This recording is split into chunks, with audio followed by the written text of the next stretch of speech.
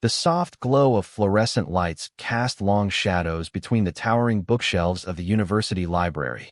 It was late afternoon, that magical hour when sunlight streamed through the tall windows, illuminating dancing dust particles in golden beams.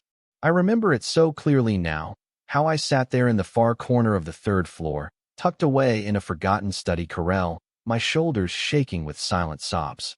My textbooks lay open before me, but the words had long since blurred into meaningless shapes as tears streamed down my face. I'd received the email just 20 minutes earlier. My scholarship application had been rejected. 3 years of perfect grades, countless volunteer hours, and the committee had chosen someone else. It wasn't just about the money, though that was devastating enough. It was the validation I'd been seeking, the proof that all my sacrifices had been worth it. Let me tell you what it feels like to cry in a library. There's something uniquely vulnerable about breaking down in a place designed for silence. Every sniff sounds like a thunderclap. Every shuddering breath feels like a violation of sacred space. I'd chosen this spot deliberately, hidden behind the ancient philosophy texts that nobody ever seemed to browse, hoping to remain invisible until I could pull myself together. The weight of disappointment pressed against my chest, making each breath laborious. My future, which had seemed so carefully planned just hours before, now stretched before me like an uncertain road. I was so absorbed in my misery that I didn't notice him at first. There was no dramatic entrance, no movie moment where our eyes locked across the room. Instead, there was simply the soft clearing of a throat, and then a voice, gentle as a whisper. "Are you okay?" I looked up, hastily wiping at my face with my sleeve, embarrassed to be caught in such a vulnerable state. That's when I saw him for the first time, tall and slender, with dark curly hair that fell across his forehead in a way that seemed both careless and perfectly intentional. His eyes were a warm brown, filled with genuine concern, and he held a stack of books against his chest like a shield. "I'm fine," I lied, the words catching in my throat. "Just allergies." It was a pathetic excuse, especially considering the crumpled email still displayed on my laptop screen and my obviously red-rimmed eyes. He didn't call me out on the obvious lie. Instead, he set his books down on the table and reached into his pocket, pulling out a clean, folded handkerchief. Who even carries handkerchiefs anymore? It seemed so old-fashioned, so unexpectedly thoughtful that it almost made me start crying again. "Here," he said, offering it to me. "My grandmother insists I carry one. Says you never know when someone might need it." His voice was soft, melodic almost, with a slight accent I couldn't quite place. There was something about the way he spoke, carefully, as if each word was a deliberate choice. I hesitated before taking it, suddenly aware of how I must look. Face blotchy, eyes swollen. "Thanks," I managed, dabbing at my eyes. "I'll wash it before I give it back." "Keep it," he said with a small smile. "Consider it a gift from a fellow library dweller." He paused, seeming to debate with himself before adding, "I'm Adrian, by the way." "Michael," I replied, surprised at how normal my voice sounded despite the emotional storm inside me. There was an awkward pause, the kind that stretches between strangers who have suddenly crossed into unexpected intimacy. What happened next is something I've replayed in my mind countless times. Adrian didn't walk away as I expected him to. Instead, he pulled out the chair opposite mine and sat down, his movements deliberate and unhurried. "Do you want to talk about it?" he asked, gesturing toward my laptop. "Sometimes it helps to tell a stranger. No judgment, no advice unless you want it. Just a listener." I don't know why I trusted him. Perhaps it was the genuine kindness in his eyes, or maybe I was simply too emotionally exhausted to maintain my walls. The words spilled out of me, about the scholarship, about my parents who couldn't afford to help with tuition, about the mountain of debt I was facing, and the crushing fear that I was going to have to drop out just a year before graduation. As I spoke, fresh tears welled up, and I wiped at them angrily with his handkerchief. Adrian listened without interrupting, his expression thoughtful. When I finally ran out of words, he leaned forward slightly. "May I?" he asked, reaching across the table. I wasn't sure what he meant until his thumb gently brushed against my cheek, catching a tear I had missed. The touch was so unexpected, so gentle, that I froze. Our eyes met, and something electric passed between us, a current of understanding, of connection that transcended our brief acquaintance. Then, In a gesture that would forever alter the course of my life, Adrian brought his thumb to his lips and tasted my tear. It wasn't dramatic or theatrical. It was a simple, almost reverent act. Salt and sorrow, he murmured, almost to himself. My grandmother used to say that tears are the words the heart can't speak. I should have been shocked, perhaps even uncomfortable. Instead, I felt seen in a way I had never experienced before. It was as if this stranger had performed some ancient ritual of connection, acknowledging my pain not just with words, but with a physical act of empathy. The intimacy of it was breathtaking. "I'm sorry," he said quickly, seeming to realize the strangeness of what he'd done. I don't usually. For the first time, his composure faltered, and I saw a flash of vulnerability in his eyes that mirrored my own. "It's okay," I said, and surprisingly, I meant it. "It's actually the least weird thing that's happened to me today." A small joke, but it broke the tension, and we both laughed softly, mindful of the library's silence. That moment marked the beginning of something profound. Adrian shared that he was a graduate student in comparative literature, specializing in magical realism. He spoke passionately about books and authors I'd never heard of, his eyes lighting up as he described the way certain passages had moved him. There was something captivating about his enthusiasm, about the way he seemed to inhabit a world where literature wasn't just words on a page, but living, breathing entities with the power to transform. "What about you?" he asked. "What brings you to this particular corner of literary solitude, besides the obvious current crisis?" I told him about my major in environmental science, my dream of working on sustainable urban planning, and how I'd fallen in love with the idea of creating green spaces in concrete jungles. As we talked, the pain of the scholarship rejection didn't disappear, but it shifted, becoming just one part of my story rather than its defining moment. Time slipped away as we spoke, the library gradually emptying around us. It wasn't until a custodian began making rounds, signaling closing time, that we realized how long we'd been talking. Adrian helped me gather my books, his movements careful and deliberate. "Same time tomorrow?" he asked casually, as if we'd been meeting like this for years. Preferably without the tears, but I'll bring a handkerchief just in case. I found myself smiling, the first genuine smile of the day. "I'd like that," I replied, surprised at how much I meant it. Over the next few weeks, the library corral became our meeting place. Adrian would arrive with books he thought I might enjoy, not just environmental texts, but novels, poetry collections, even graphic novels that somehow always seemed to speak directly to whatever I was feeling. I began bringing him things too. Articles about urban gardens, photographs of living walls I admired, once even a small potted succulent that now sits on his windowsill. We learned each other in fragments and chapters. Adrian told me about growing up in a small coastal town with his grandmother after his parents died in a car accident when he was 7. He described the old house filled with books and the smell of the sea, how his grandmother had taught him to find solace in stories when reality became too painful. I shared my own story, my parents' difficult divorce, my struggle to define myself outside of their expectations, the freedom and terror of being the first in my family to attend college. Our conversations weren't always deep. Sometimes we simply studied together in comfortable silence, occasionally looking up to share a thought or a smile. Other times we debated passionately about books or politics or the best pizza place near campus.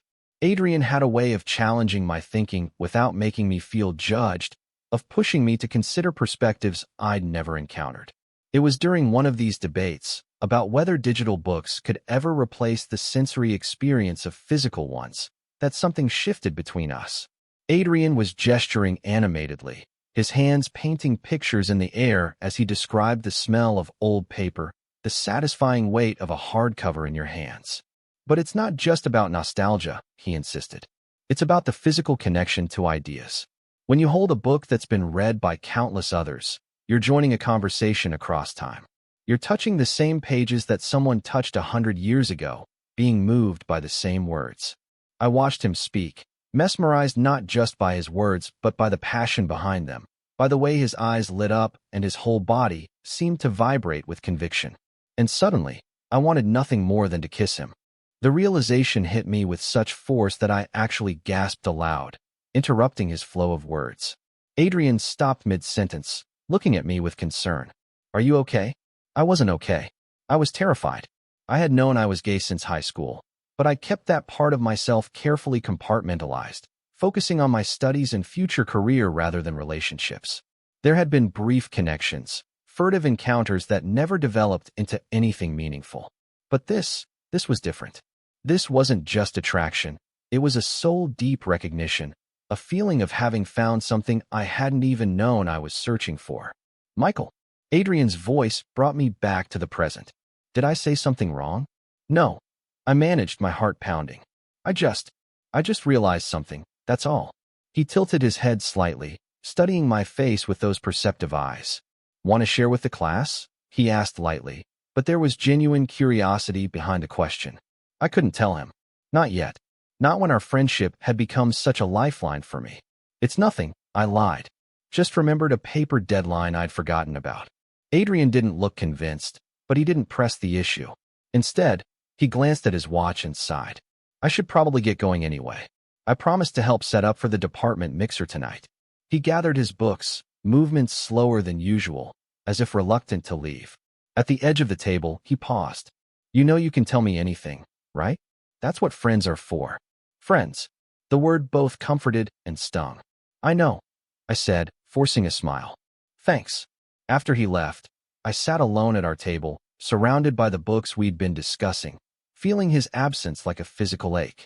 I was falling for Adrian, and I had no idea if he could ever feel the same way. For all our intimate conversations, he had never mentioned dating or relationships, never given any indication of his sexual orientation. And I was too afraid to ask, too afraid to risk the connection we had built. The next few weeks were torture. I maintained our library meetings, but I felt myself holding back, building walls to protect my heart. Adrian noticed the change. Of course he did. He noticed everything, but seemed to attribute it to stress about my financial situation, which had only grown more precarious as the semester progressed. One rainy afternoon, about 2 months after our first meeting, I arrived at our usual spot to find Adrian already there, an unusual excitement evident in his posture. I have news, he announced before I'd even sat down. Potentially life-changing news for you. My heart stuttered. Had he somehow read my mind, discovered my feelings? But his next words took me in an entirely different direction. My department just announced a new scholarship for interdisciplinary studies focusing on literature and environmental themes. It's not huge, but it would cover your tuition for your final year. He pushed a printout across the table. The application deadline is next week. I already talked to the committee chair. She's my advisor, and she's very interested in your work on narrative approaches to environmental advocacy. I stared at the paper, then at Adrian, unable to process what he was saying.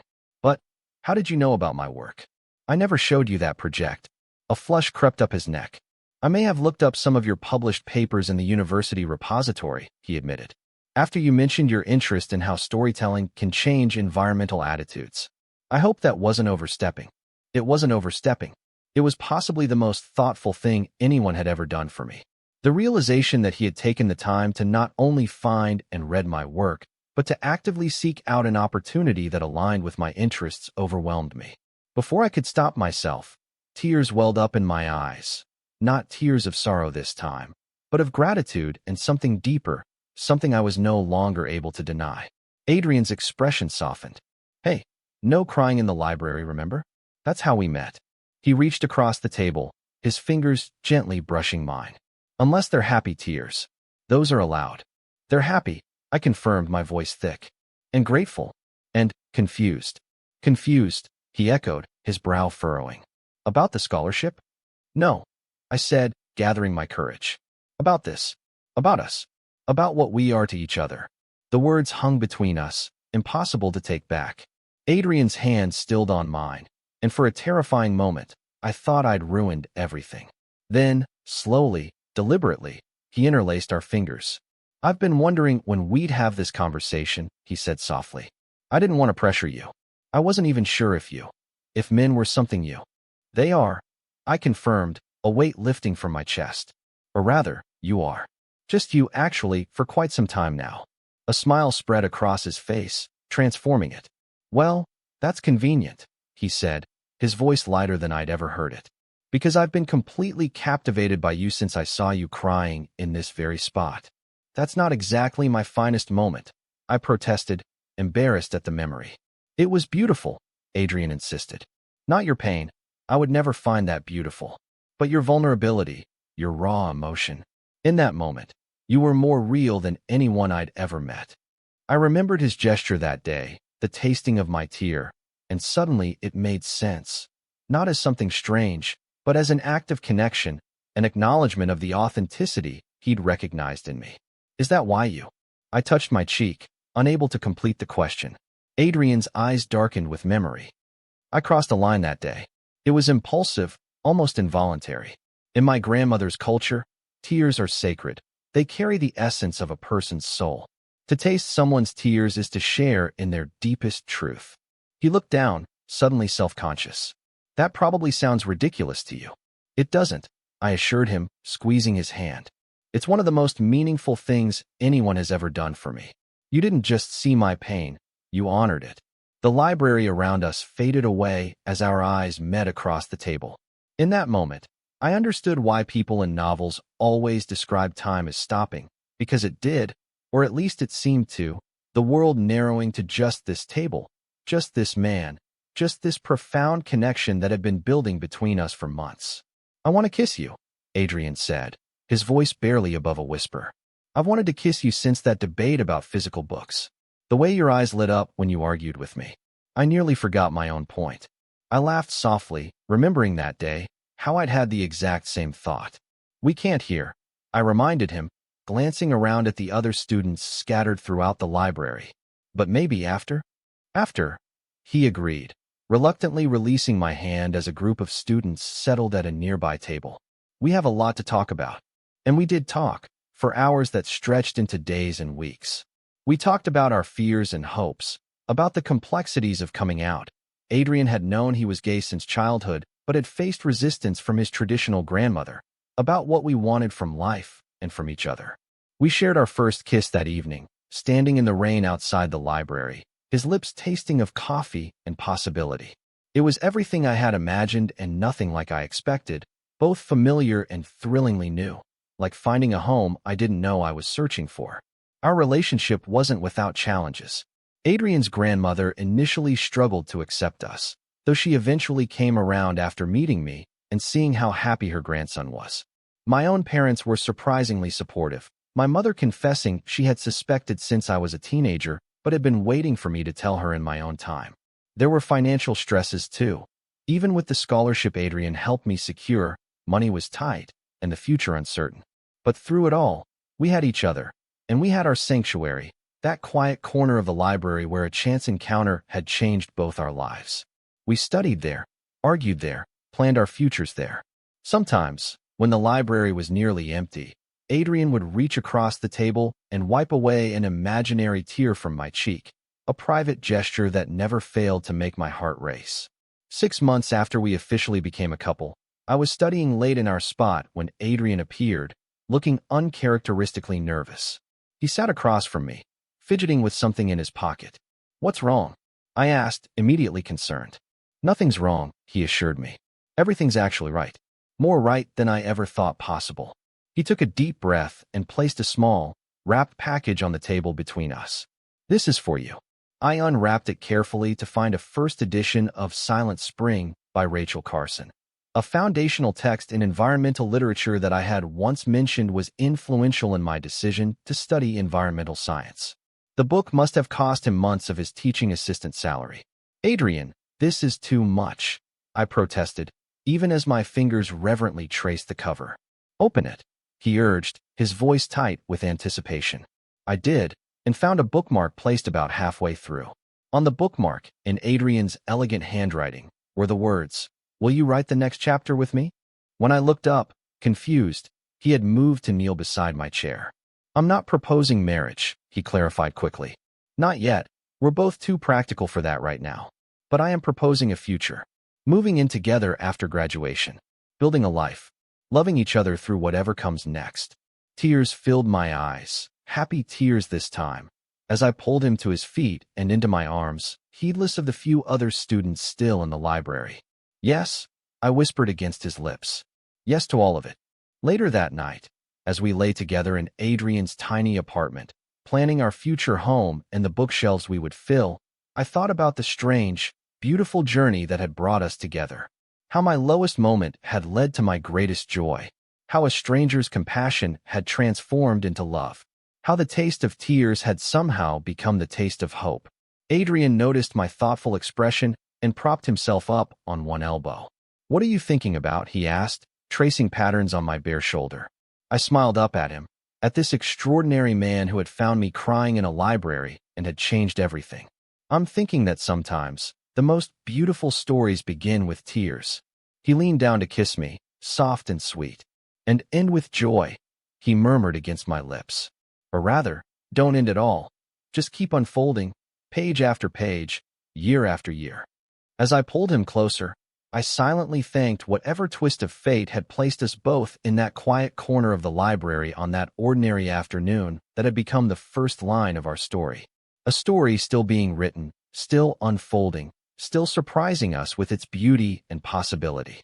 A story that began with tears tasted and a connection forged in the hushed sanctuary of books and whispered confessions. Our story, unique and universal, ordinary and extraordinary, continuing to write itself in the quiet moments we create together, day after day, page after page, tear after tear, joy after joy. Total _char_count, 18,763.